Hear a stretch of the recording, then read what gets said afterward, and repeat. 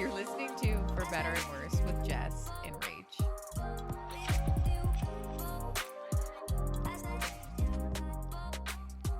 I can't do midday hazies. Every time I drink them here, I leave with like some lingering hangover. And I come home and I'm like, my head hurts. And Joe's like, do you have a beer at Rach's? I said, sure did. He's like, you can't do midday beers. I can't. Yeah. That's why I'm like, I need to stick to a light beer. I think beers, you know, I'm not new to drinking here. We're going on a while of drinking. Beer makes me more drunk. And 100%. what is that? I could have 2 glasses of wine.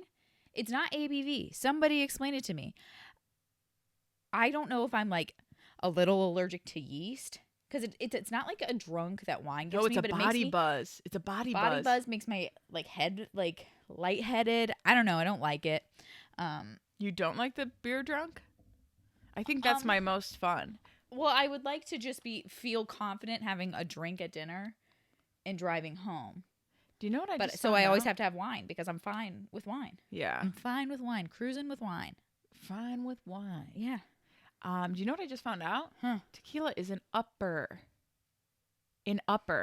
Alcohol is downer, right? All alcohols are downers. Yeah. Beers, whiskey.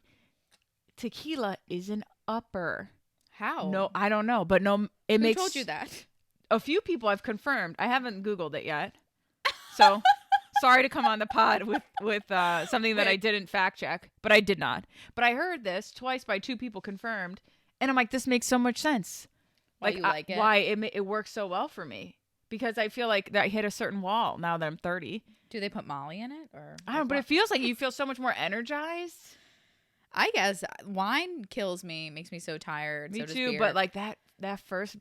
That's woo. why at your wedding when I had to bust in it real quick when I wanted to play catch up. I forget what episode that is, but you should go watch it. Listen to it.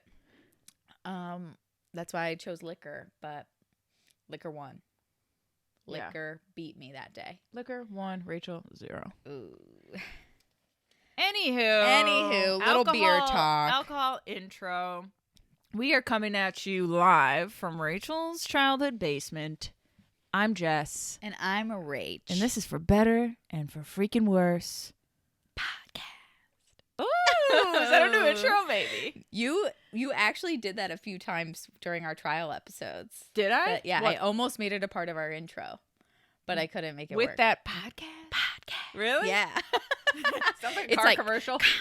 Yeah, that's what it was. I'm like, what is that jingle? We have a guest in the studio today. We have Barley. I hope that she doesn't find anything to bark at, but she seems a little docile right now. She is. It's I don't even think the camera can see her because she's under the table, but she's very cute. Welcome, Barley, everybody. Welcome. Yes, welcome. We were very certain I wouldn't have staked my life on it because nothing in life is certain, but I would have bet $25 that she was at least 20%, 40 to 40% black lab.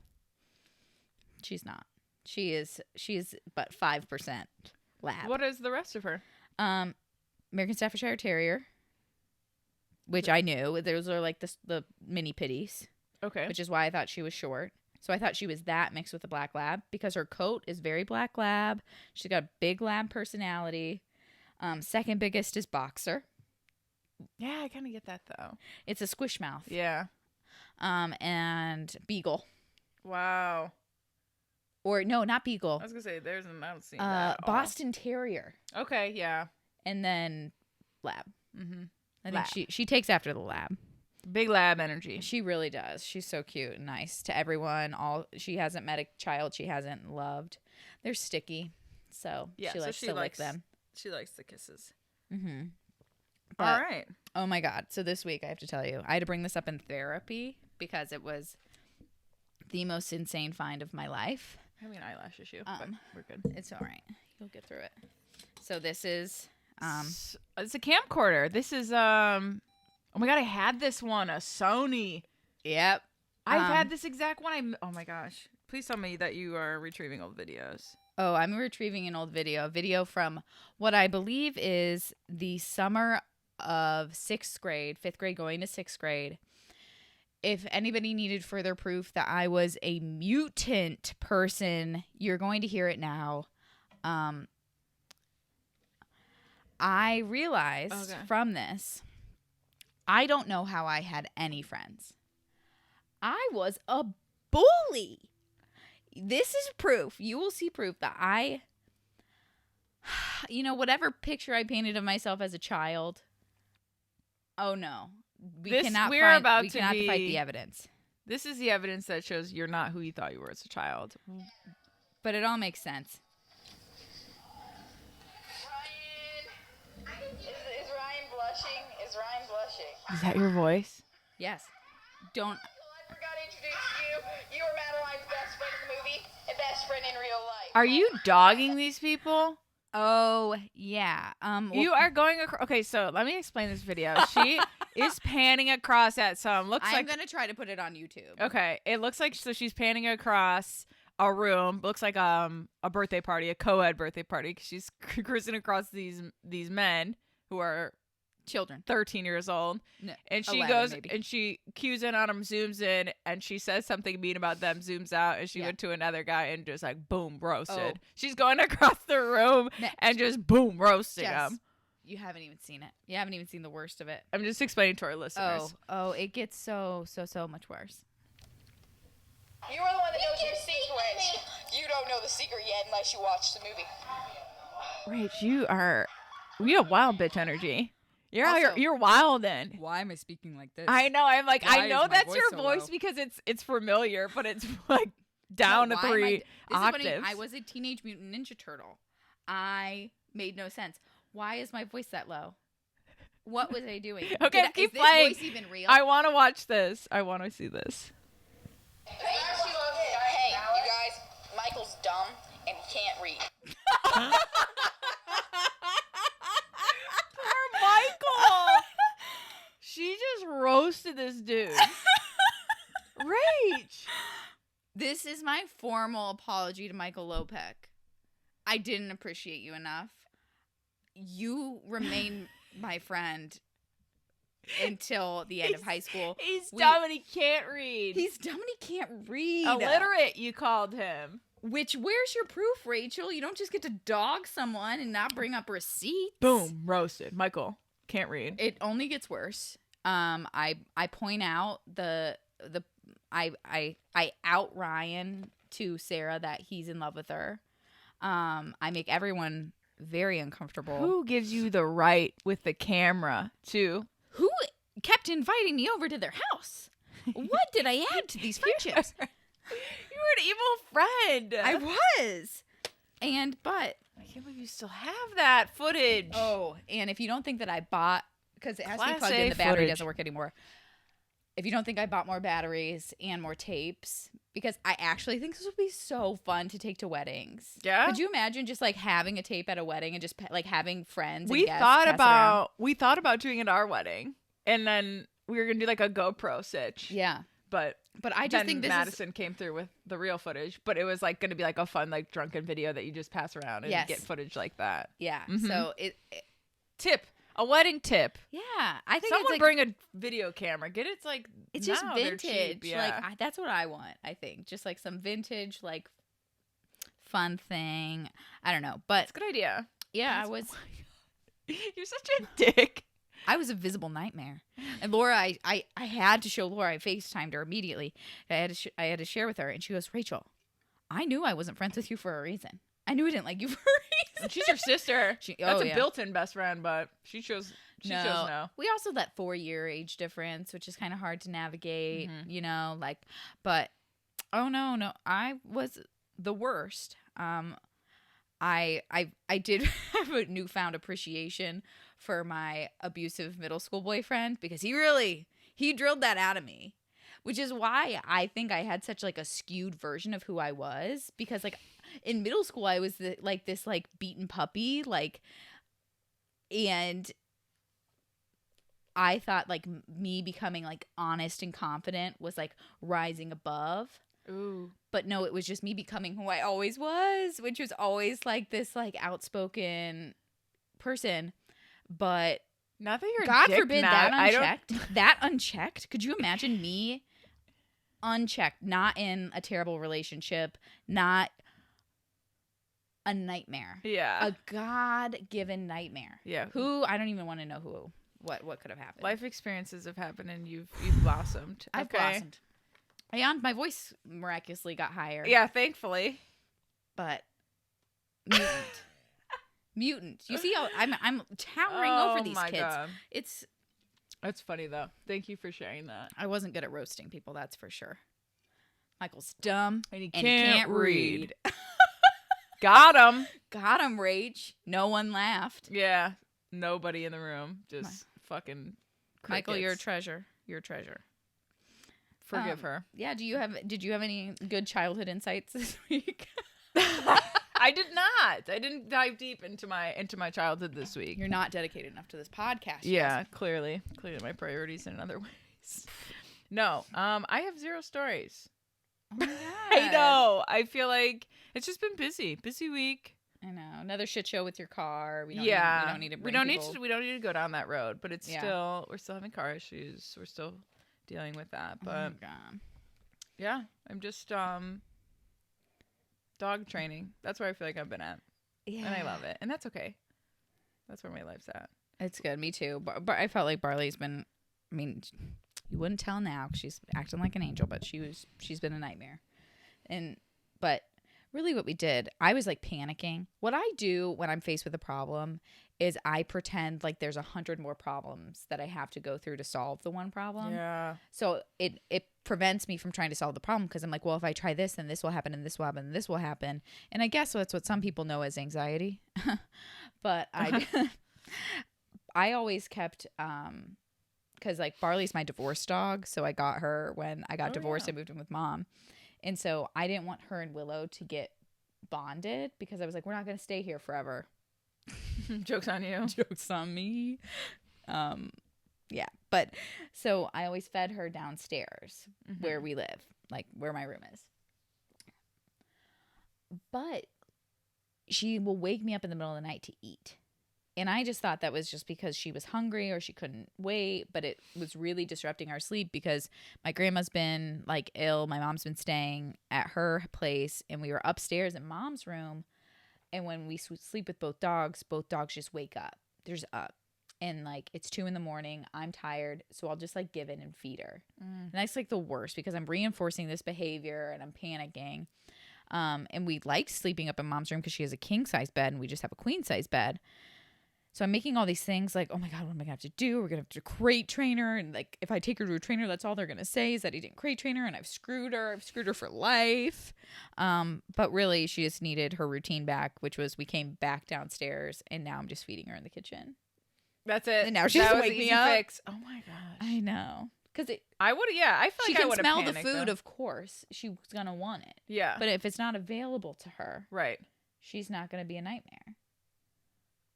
Easy fix. Easy fix. Dogs are not that complicated. No, and I started taking off her collar at night. Yeah. Because she'll shake it because she knows it will wake me up. Oh, yeah. That's what our dogs do. They shake to wake us up. Yeah.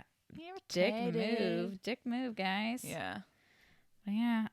So we did have a couple of... Oh, my God, burp. It's beer. It's beer. Alcohol. It's beer. We love it. So a TikTok of ours that recently went viral, can we even say that? Hey, yeah. Was our bit about like your typical maid of honor speeches in our wedding nightmares or like our wildest wedding stories episode. And so really what people got frustrated with, they're like, well, what should we say? Yeah. What should we say? I saw those, yeah. So I thought it would be fun to give a little sample speech for my favorite couple because I didn't give a toast at their wedding, Aww. Jess and Joe. No. No, you don't just pull this shit on someone. Do you want a cracker? No, I want a beer to chug. Don't do this to me. Well, no one else is here, Jess. It's more embarrassing for me. I'm the one that has to say nice things. Oh my God. Yeah, not that you don't say nice things, but oh no. Okay. And if you don't think I had already thought about this because I secretly wanted to be called up. I was shooting her wedding. I was a bridesmaid. Why not add a toast to the mix? You had very important roles. I know. And High pressure there were enough rolls. speeches. There were a lot. Let it be known, another top tip, please, for the love of God, don't have any more than 3 speeches. Unless they keep things short. We did 3, 4 with Dad. 4 with Dad. Yeah, which is good. That's fine. But, you know, I went to a wedding where literally everyone gave a speech. Literally all 6 bridesmaids and 6 groomsmen. And it was really awkward to watch. And it took an hour. What's more awkward than you giving me a speech right here on this couch on the podcast? You have therapy, dog. Right here. I know. Okay. Okay. So this is... My reaction is being recorded. Yeah. So... So this is my take on what a nice, heartfelt, decent toast would be. Hello, all. I've been to too many weddings and heard too many speeches, so if I've learned anything, it's to keep it short, sweet, and to the point. I'd love to tell you a joke, but honestly, I'm way too fragile, and if you don't laugh, it will ruin me. So here is my best go. What some of you may not know is even though Jess is my best friend, my first interaction when it came to the couple was actually with Joe. I was hosting a photography workshop in Oregon, which was open to anyone to sign up, but Joe made sure to go the extra mile and send me an essay on Jess's behalf. Now, Joe, I'm not sure if you remember this, but I wanted to share a bit of this essay with everyone here. Don't worry, I'm going to skip the first 3 paragraphs. Jessica is one of the most dedicated, passionate, and driven persons I've ever met. Day in, day out, she devotes her time to everything but herself. As an autism intervention specialist, shameless plug. Shameless plug. She engages with students in hopes to better their lives. This career isn't easy. I've seen the scratches, pulled hair, and unbearable amount of stress start to take her toll on her. Yet every day she wakes up motivated and ready to take on her day, always reminding me that if she's not there for her students, who will be? She inspires not only myself, but everyone she meets. Outside of work, with the limited free time she has, she dedicates her freedom to those she cares about. There are 4 more paragraphs after this, but you get the point. That message was sent in March of 2018. By September 2018, I would openly call Jess my best friend to anyone and everyone. Literally everything Joe said in his essay to me was true, but only scratched the surface of the kind, talented, intoxicating person Jess is. I can't think of anyone who isn't better from knowing her, and I feel so unbelievably lucky to be considered her friend. Jess will be there for an instant for anyone who knows her. She is a loyal, funny, and every day is better with her in it. Everyone on earth needs a Jessica goddamn Cardelloni. I don't know where I'd be if I didn't. Joe, thank you for fearlessly and wholeheartedly loving my best friend, but mostly for showing me how a kind man should love a woman. You have upheld such an important example in my life of what a dedicated partner should be, and I have higher standards because of knowing you. So, in conclusion, I love you both. I can't wait until we are getting drunk on our cul-de-sac while the kids go trick-or-treating. So, will everybody raise their glasses to the goddamn Macaleases? Oh my God. There you go. Never got to give that to you, girl. Thank you. I'm emotional. I really am. I read it out loud 2 times before. Still didn't help with the stutter. Also, guys, you're going to stutter. It's okay. It happens. No one notices it. I cried more reading it to the empty room. Sir Herschel. So I love you. So that really means a lot to me. It's hard to process right now. you can re-listen to the episode. It'll be on all streaming platforms. All streaming platforms coming at you live. But I think like a mistake that people make is they really want to make it funny. And I would describe myself as a funny person, but I also understand that like humor is so subjective that like not everyone's going to laugh. Like I'm not going to say there aren't funny speeches. Some people really kill it. Yeah. But, like if it's not in your wheelhouse. That was perfect though. There was like funny jokes that you and I have, but are still funny to other people, like drinking beers in our cul-de-sac when we live together. Like that's a joke Rach and I make about it, but like that's funny to everyone else though. You know? But who are you talking to? Yeah. Like unless you're a performer, just write the speech to the couple. And I do feel like even if you don't know the groom that well, which Rach does though in this circumstance, but if you don't, like, it is nice to say something like, thank you for fearlessly loving my best friend. Mm-hmm. You know, just something like that. I feel like that's a nice touch. Yeah. Absolutely. You know what I also thought about when I was writing this? What? When Joe and I went on like a date to that comedian. I was like, when did that come up? I was recently separated. I really wanted to see this comedian. And I had a wedding, and Joe was available and also loves that shit. And so, yeah, Rach and Joe went to a comedy show and then grabbed drinks after. And I borrowed a pair of your shoes and like couldn't walk. And they were those clogs you have that like don't bend on the bottom, so you just have to like stomp. I was like, I'm really used to ankle movements. She like clonked in when I was like asleep because I'm like, I can't really hang out. I just had a wedding. It was like 12-hour day and it was like, super exhausting. And I was in bed and Rach came in like drunk and was like, clonk, clonk, clonk. She's like, I missed you so much. I had a blast. I was like, God, I love this so much. I love Joe. Joe really is so fun. Soon we really want to have the guys on an episode because we think it would be funny to hear them. We might do an Enneagram episode with them, and we're really excited about that because we'll kind of just dissect each other's personalities and how they interact in our relationships. Yes. It's going to be fun. I want to do kind of like we read you what your relationship's supposed to be, and you read to mine and Joshua ours, because that would be so funny. Yeah. So soon, hopefully soon. Yeah. We have the idea. So usually when the idea is formed, it doesn't take long until we do it. Right. But that's for the future. For today. Yes, for today. We are going to be talking about elopement versus big weddings. Yeah. And we're excited about that. Oh, bye. Can we break? I need a break. Okay, so we're going to go through some like pros and cons. You prepared some pros and cons, Yeah, right? We're going to go through pros and cons of eloping versus big wedding, but there's some things I kind of want to note on this. For the listeners who aren't in the wedding industry or just like don't understand, because eloping for the longest time before I was in the wedding industry just thought that meant like going to the courthouse. Right, right. So just kind of touch base on that and like what the differences are between them, which are pretty obvious, but I'm just going to say them anyways because fuck it. But eloping is like an intentionally small and intimate ceremony. It's like very meaningful, right? And now people are doing adventure elopements, which are like you go choose a spot in a national park. You basically hike there. It always doesn't have to look like that, but it has been. This is just kind of the trend. That's like the aesthetic that a lot of people are following. And so basically the whole purpose of that is that the focus is really about the couple and about you two getting married.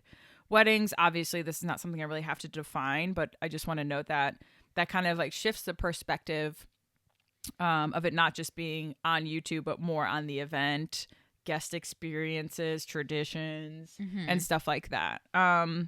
End result obviously is the same. We're both getting married, just different ways kind of to celebrate it. So yeah, I guess we'll just jump into it. My first one is that elopements can be a huge relief from family-related stress. Yes. That is, I just made this my first one because it's the one thing I hear most from being in the industry and from brides and helping people plan weddings and kind of walking by their side through it. It's that people are like, oh, my mom is saying Aunt Belinda. Thank you. I blanked on a name. Sure. Has to come, but I have only met her once, and it's just that whole like family drama, the parents who insert themselves in your wedding process, and that's just really stressful. But in elopement's favor, I just want to say that it's not about leaving people out, and that's what is important for an elopement. It's not about leaving people out. It's about having the day that you truly want and expressing that to your family. Like, hey, this day's about us, and we're gonna make it that way. We're just gonna alleviate all that stress and be done with that. Right. And the point I made, so I kind of, Jess has pros and cons and I've kind of asked questions, is like my question following that is, for you personally, is a wedding about two people getting married, coming together, starting their lives?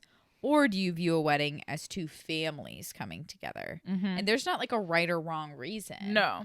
But I think like starting there with like, what should I do? What do I want to do? What are my priorities? Like, if you really want your wedding to only be about you, if you want to be present at your wedding, if you want to really focus on your vows and your photos together and making a memory. I just burped. know, me too. Remember my throat issues last week? Oh my, I still need to make a video about that. That was wow. But yeah, if you want your day to be focused on you, it is hard to do that when you're putting on a production, because that's what large weddings are. They're a production. You're putting on an event for people. You're focusing on guest experience and what they're eating and what they're going to dance to and what mom said that you should wear, or any of that. Where it's all they're in your sitting, head. what photos are people in. Like, it's literally every bride I talk to, planning a wedding is more work than they ever imagined. Because if you're inviting, it depends on who your family is, but more often than not, if your family's involved and if your parents are involved, especially, it gets complicated. Mm-hmm. You are weighing other people's opinions, and a lot of the time it can turn into a day that you don't even really want. Yeah. Which is always the saddest thing to me as like a wedding professional. Yeah. It's hard. It's hard to watch too. It's hard to watch brides just like absolutely panic or like kind of like float on what is that? Auto? Yeah, just go on autopilot. Autopilot. That's right. Autopilot, and just kind of like coast through their day because everything they're disassociating because everything around them is just chaos, right? And it's like they don't take time to like soak in the moment, which is what everybody tells you, right? It's like the perfect wedding advice. It's like really take it in because it goes by so fast. But it's like, you know how I can really do that? I can elope. Yeah. I can alleviate all of those distractions around me and really make it about myself. I also want to preface that Rach and I are pro big wedding and pro elopement. Yeah. So actually, we're not trying to sway you either way. We love both. I don't know. They're both. It depends on the individual, you know? One of my biggest pet peeves in the industry, like the wedding industry that I talk about, is when photographers are like, elopement or die. I just don't think that's right. Like, Jess, for example, like if you and Joe had an elopement, that wouldn't have been true to you guys at all. No. Like, I would never have pushed that for you. But a lot of people focus on the aesthetic of an elopement and how cool it is and going to this place. And yes, all of that is so true. But like, if you want to have a big party with your friends, if you want to like there's no replacement for that. And there are like hybrid ways of doing these things, obviously. Like there are people that have like private ceremonies and then a couple months later throw a big party. And it's all about like finding the balance that's right for you. Right. Absolutely. I think I was going to say this at the end, but I feel like it's kind of appropriate with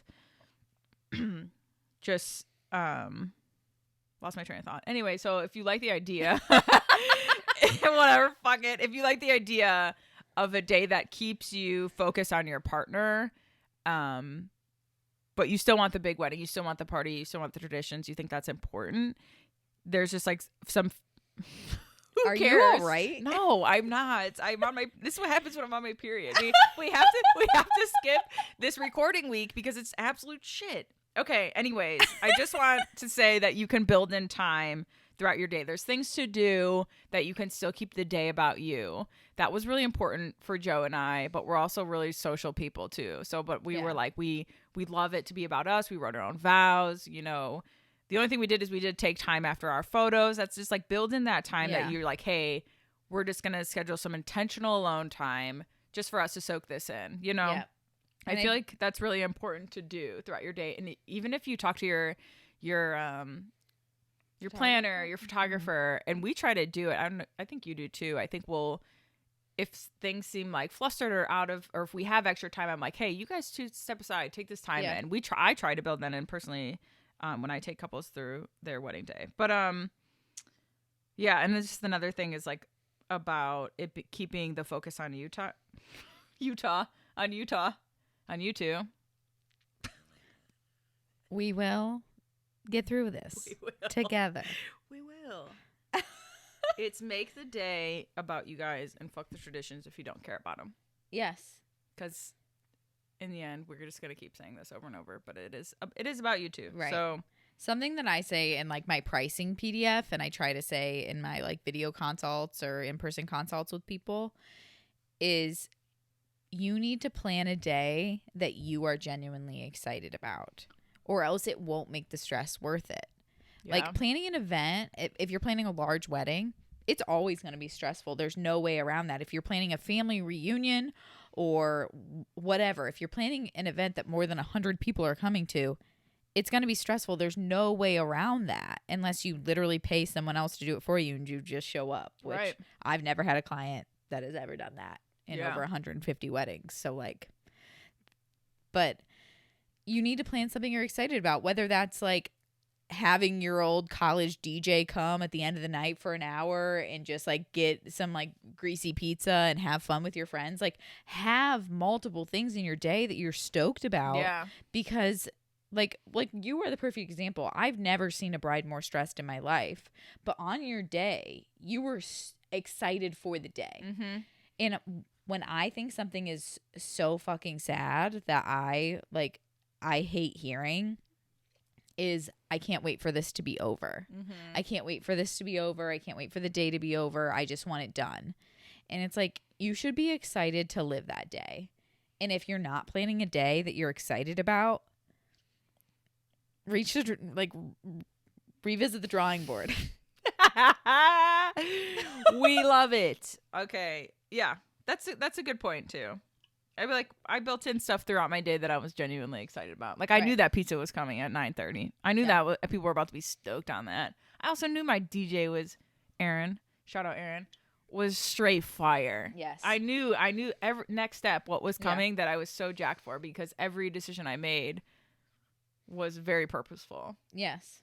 Did it stress me out during the process? Yes. Was it worth it in the end? Yes. Yeah. Did Jess message me 3 weeks before our wedding asking if guests would care about the surface they were dancing on? We were dancing and I on had to tell her cement. to take a cold goddamn shower? Yes. Yes. Yes. That will happen. Text a friend who will Bring you down. I texted Rach for a reason because I could have asked someone. I could have asked someone that was like, absolutely, you'd have to do you. Rach was like, fuck no. Are you kidding? I was like, Go are back you to all bed. right? It's like 3 a.m. Go back to bed. Anyways, okay, moving on. This is an obvious one. You save money with eloping. Yes, you do. There are expenses with eloping, but they're significantly less, right? I mean, average cost of a wedding right now is about $30,000. $30,000. Mm-hmm. Woo! You could buy a house with that. Yes, you could. I guess my cons to that, I mean, it just depends where your individual priorities. Right. Are And if in you this. have the money as well. And if if your parents are helping out and that's not an issue with them and you're fine with accepting that, yes, go for it, right? I guess my only cons with this, obviously it's an individual decision on if you want to spend that money or not, is like you miss the people who will be there. It's just like, standard elopement cons. Yeah. Yeah, just like you. But I will say, all of your pros and cons go with my questions. And I want to say, not to be... Are you surprised? No, we don't prepare for these things super well. No, we don't. We come up with the topic. Jess takes her take on it. I take my take on it. And somehow it's worked. And you guys listen to us. We have Literally. no idea why. We have do you know, on average, we have 900 listeners. Shout out to you, 900. Thank you. Because we are winging it. This What is are a you classic doing here? Jess and Rach mess around. We have no idea what we're doing. We appreciate it. Right. Barley is knocked out I know. She's so cute. in my vagina. I forget what I was going to read. We were going saving money with eloping. You will do. Oh, right. Okay. So my point was, so I've heard of a lot of couples in the past regret not eloping or having a smaller, more intimate wedding. And this is just something I've never heard of anyone say the opposite. So I've never heard of a couple that has eloped that regretted not having a bigger wedding. And this is also, we're talking about intentionality. Like, I've definitely heard of people that, like, based on, like, socioeconomic status or situations that went to the courthouse, never got photos. In this sense, we're talking about intentionally eloping as a choice opposed to a big wedding. That's a good point. When given both of these choices. I've definitely had people in my life that were like, damn, I wish I had wedding photos. You know, people, Yeah. you know, whether it was just due to like life situations, pregnancy, whatever, that just eloped and never were able to have that big wedding. But like people that intentionally chose to elope opposed to have a big wedding, I've never heard them regret it. I've never met anyone that regretted No. doing that. No. I think it's because in my experience with that comment that people have said this to me, it's because they aren't really social people, or like, you know, they didn't want that. It was very, very true to them. Like they didn't want all the attention, and that was the perfect decision for them. Right. Like intentional, very intentional. I think elopements are super good. When you want to have like intentional vows, a very meaningful ceremony, because I think a lot of times like vows, why people don't like writing personal vows is because they don't want other people to hear them. They're private. They're your private feelings between you and your person. And I totally believe, like I totally relate to that. I had clients literally surprise their bridal party. They told their parents before. But I had clients that we went to a park for photos before the ceremony, but they had a private ceremony where they read their vows to each other with just their parents and bridal party there, because the bride's brother was the officiant. Yeah. So they got to say what they wanted to say to each other. That's cool. They still had the whole wedding. They still had like a ceremony, like a really quick one, like at the venue, but like you got to figure out what's right for you. And I think vows are really important, like coming from someone who's divorced. Like you want to say what you mean. Like the scripted like wedding ceremony, like you want your vows, whether or not you say them yourself or you kind of customize what you like, what your officiant says, like be intentional about the contract you're signing, right? Mm-hmm. Like you want to say what you mean, and you should think about it because it's really important. Like it's special and sacred, and like coming from someone who's been divorced, like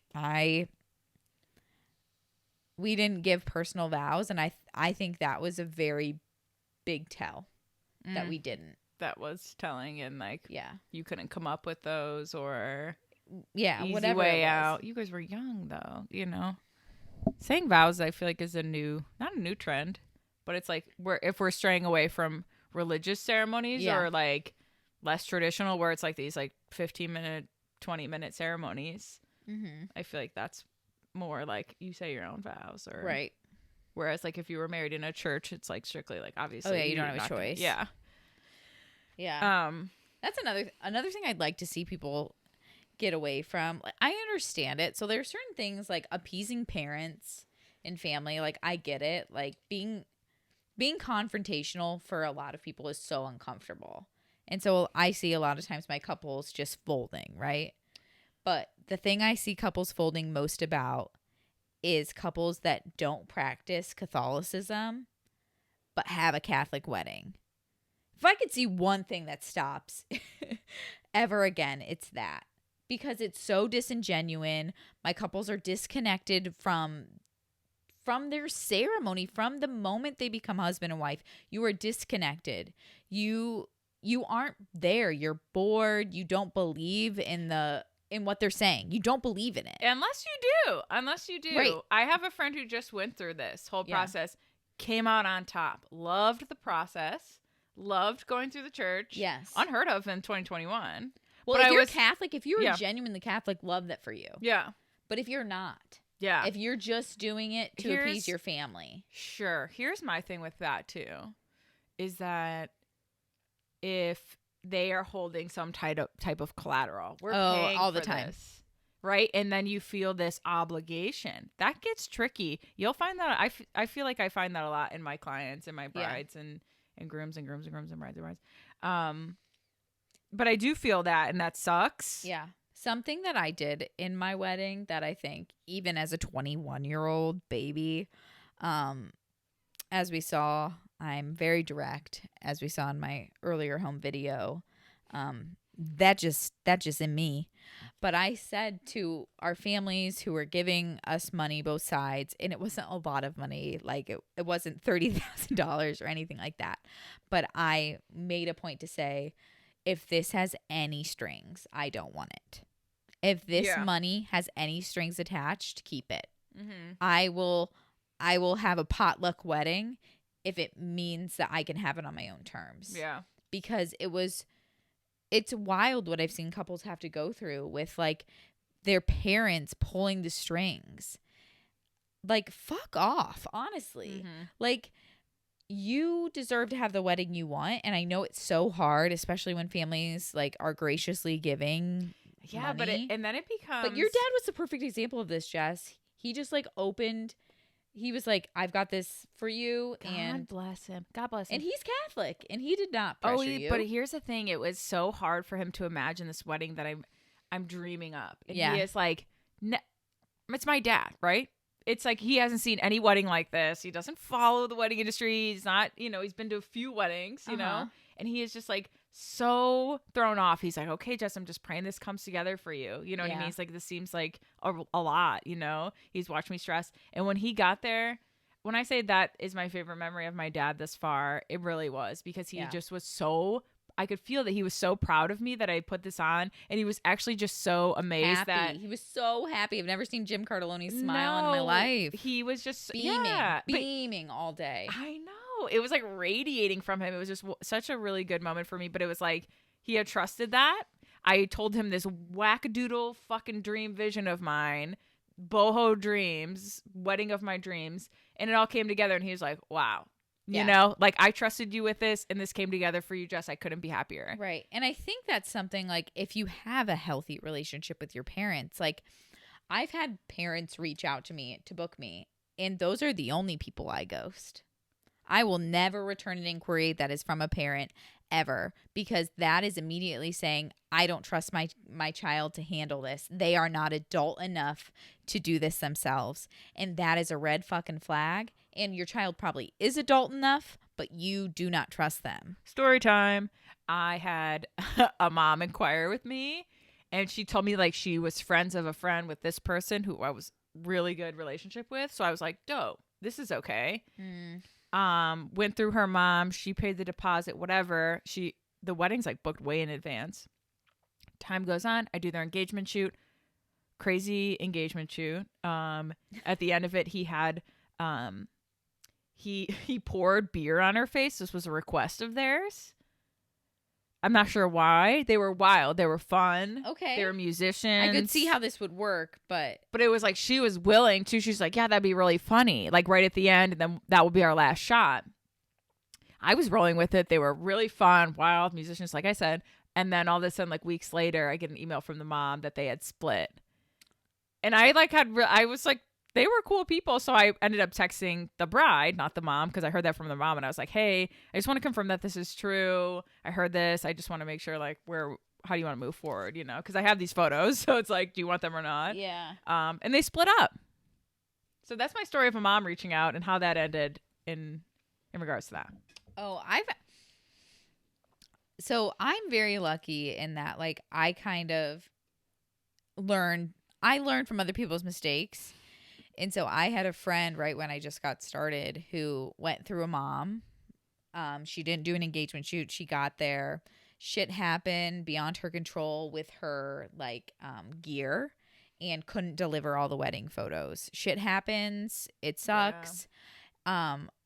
But the mom was not having it. And because my friend didn't have a relationship with the bride, it was a fucking nightmare. Yeah. Like Karen times. Yes. Yeah. Yes. Like Karen energy. Of course it's a tragic situation. I would never wish it upon anyone. Like if you are a photographer listening to this and you don't know how to properly back up your shit, message me, because it is a nightmare and it happens to so many of us. But yeah, like just between like that woman, like bringing her to, like, and it was before the wedding was a nightmare too, but like bringing her to court, going through all of that, like my friend ended up paying like over $5,000 out of her own pocket or something wild to like, cause my friend had to re-rent the venue, rehire the dress or rehire the vendors, pay for the dress to get cleaned. It was Did she not have that in her contract? no. Yeah. I mean, and it was kind of, I think she did, but it was like when Not you brought to specifically court written. and literally a lot of times lawyers tell you like it's easier to just cave than bring this to like litigation or whatever. So that's kind of what happened. So I just like, I don't fuck with parents in general. And if you think your parent is going to overstep, which is natural, you need to learn how to set boundaries, because like your wedding is just the start of the rest of your life. Do you really want someone in your life that you've welcomed in to like give you unsolicited advice about what you're feeding your kids and how you're gonna like handle marital problems? And like, no, you probably don't. From a vendor standpoint, I guess I'm just going to say I work for you. I work Yeah. for the couple. I work for the couple. And that's strictly it. So Yeah. I don't owe your mom anything. Like, you tell me, you know, like, hey, whatever my mom says goes today. Cool. Love that for us. Yeah. I'm doing that all day. She's my best friend. I got this. Yes. I got this in the bag. But if you're like, my mom is really overbearing and I'm really overwhelmed by her, say less. I'll Yeah. box that bitch out so fucking quick. Never forget one of those weddings that we did together back in the day. This bride had an estranged mother who she had met, like, or Ooh. she had reconnected with a Ah, few months before yeah. her wedding, invited her half-heartedly, didn't expect her to show up. Her mom did not RSVP. She did not know she'd show up there. Oh my God, I remember this. Yeah. And she came to getting ready photos. She came into and the house She came in hot. Oh, fire she was. And it shocked both me and the bride and Jess, who was there. This was the summer, I've said this before, where it was like, never seen this before. Never seen this before. And I met everyone And like, okay. like, shit Taking happens. notes, literally just like this. Like, now I know. Anything can fucking happen here. And I had to kick the mom out because Yeah. I could see visibly the bride just shutting down, Mhm. like not wanting to be there. And I got the bride in her dress. The photos in her wedding gallery are Are of- Jess's photos. Of Rach putting her in her dress. Yes. And we had kicked them out. Yes. And this was my first intro, Weddings 101 for Jess and photography. Yeah. But it was such a good experience because Rach is like, that was no questions asked. Yeah. Rach didn't even like consult with me like, hey, this is how I'm feeling about this. I think I should really do this. Rach, like, without question was like, this is the move I need Yeah. to make. And that was her working for the couple. Yeah, I was like, yeah, all the guests are needed down by where the tent is. I need you to go there now. Make her feel important. Genius. Yeah, because it was like, you don't need to be here. Right. You're not needed. But all of that tangent to say, elopements really avoid all of that. Right. But if we're still talking about parents, like when you decide to elope, I also think another misconception with elopements is that no one knows that you're going to do it. Right. No, that's not true. It's very. No, I mean, they're intentional now. Yeah. Well, they're intentional in that that they allow like us, like I said, smaller, more intimate. But that doesn't mean that your parents aren't there. Yeah, that doesn't you mean your know? parents are there or your It's best just, like, friend's not there. Yeah, it's smaller. It's smaller. But I think it is really hard for some parents to get on board with it because Oh. they want to parade you. They want that. Yeah. But you have to put yourself and your inner voice first. You have to trust your opinion more than anyone else's. And that is really freaking hard. So I think sometimes for people just planning a traditional larger wedding puts less stress on them. Yeah. All right. Next one. Do it. That sounded like a class presentation. All right. Moving forward here. My next one is FOMO. Shout out to my Enneagram 7s because this one's for us. Yeah, I just feel like then you start to question, like, yes, we're eloping, that's the best decision. And then you start to have these like lingering thoughts of like, shoot, like what about, then you have like Aunt Kathy in your ear being like, this is just, this is disrespectful, and that old chestnut. But yeah, I guess my take on that is that you can also have that elopement, but then have like a wedding like celebration after, which appeases your parents and Aunt Kathy and that. So I guess that's just my take, that if you feel like you're missing out on that, it's like you can do both, without the pressure of like having that wedding like celebration after your elopement can be super chill. It's like a backyard tented ordeal. Right. But I will say one of my, like, I don't know if they're pet peeves, if it's what you want, if it's what you want. But back to the people pleasing thing is when, like, my couple, like, intentionally elopes. They just want it to be them. They have their parents there, whatever. And then they end up having another ceremony for everyone else. And it's like, you basically just Did both. You did both. And it's like, if you want both, fine. I think in COVID times, It's what we're doing a lot of. It's our reality. Yeah, it's though. our I feel like reality. that's just out of our hands. But, like, I don't know. If you hire a videographer, maybe, like show the video at your reception of the day or, like, something. Because it's like, don't plan 2 weddings. We're talking about one wedding Not and then, the like, twofer. yeah. Like, I don't know. Like, maybe for, like, in my case, like, if I elope, you know, I'll rent one of the floors of the loft in downtown Kent and just, like, hire a DJ and just have all my friends and stuff come there and, like, we get drunk and, like, dance If around. that's the part you felt you missed out on, just do I'll it. wear a sparkle romper and have a good fucking time. I'm not against that. Never. But do it true Side to note. you. Even Yeah. if you're going to have people there again, do it true to you. Yeah. Always. That's like the and underlying that we're gonna say throughout, right? It's True like, to you. True to you. Okay, this one is this one's reality. But if I say it, it makes me sound like I'm a bitch. But fewer gifts or money.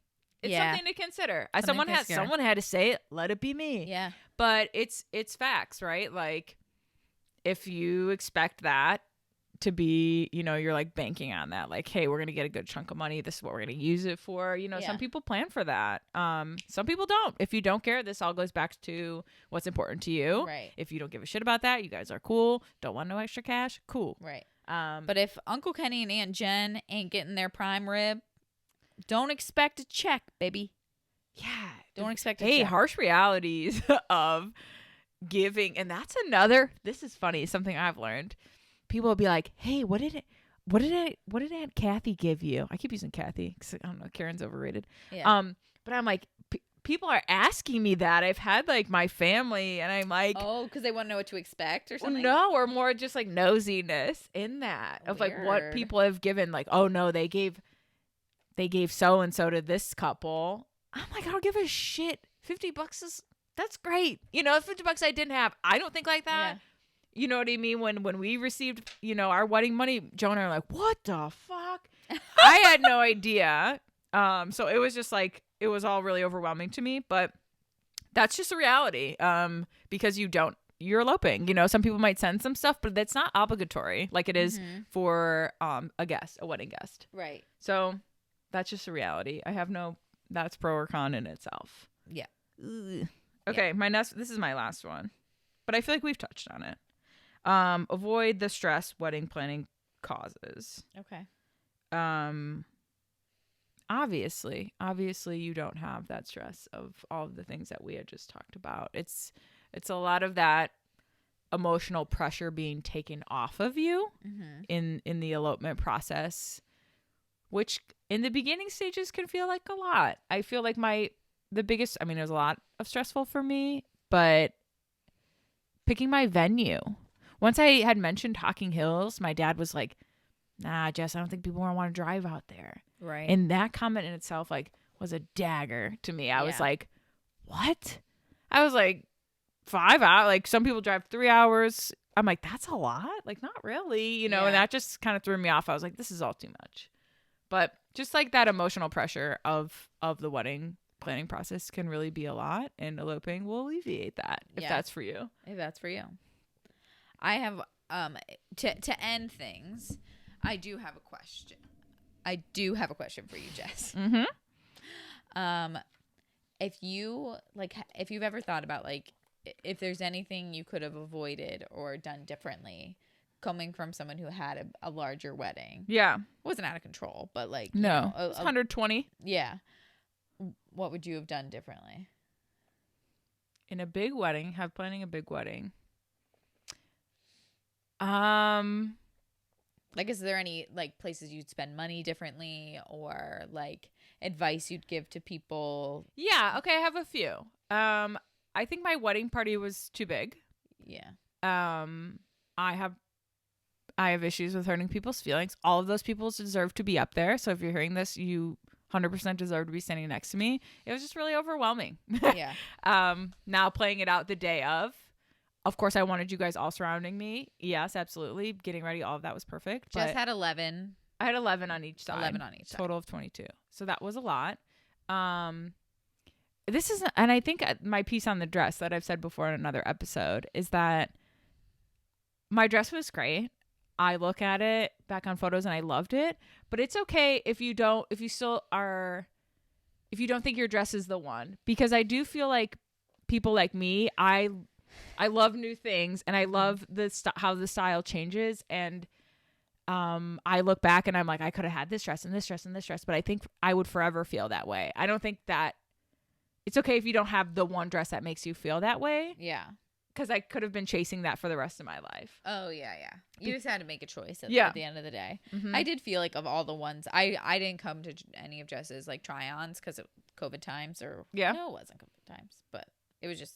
There's a limit on the amount of people. Jess's 2 sisters and one of the moms involved and all of that. But yeah, from all the pictures you sent me, like that one was like, that's it. Mm-hmm. That's it was. I said FaceTime Rach when I had it on, and she was like, Jessica, damn Carlone, this is it. And I was like, sometimes I just need that one reaction to really hype me up, and I'm like, yeah, this is it. Yeah.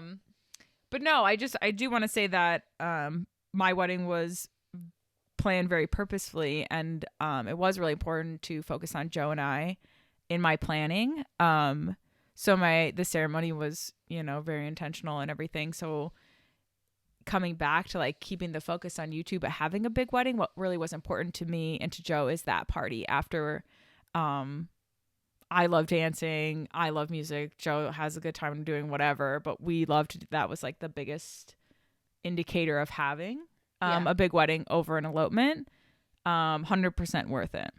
Yeah. But I don't know, there's not a lot of stuff I look back and that I really would have done differently because it all turned out kind of perfect. Yeah. So those are like some ones that I can think of, but other than that, I don't regret much.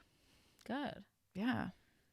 I think if I were to do it again, which is a question like I get a lot from people, is like, what would you do again? Like my grandma expects me to just get married at the courthouse because I'm already tarnished goods. You know what I mean? Like, but I do struggle because like Josh obviously has never been married, and like we talk about this, like even though like we're not engaged, I think it's important to have similar visions about your future. And I don't think I could ever have a big wedding again. I didn't enjoy it the first time. And that was just my thing, is like, I'm a really intentional person and I'm really close with a small group of people.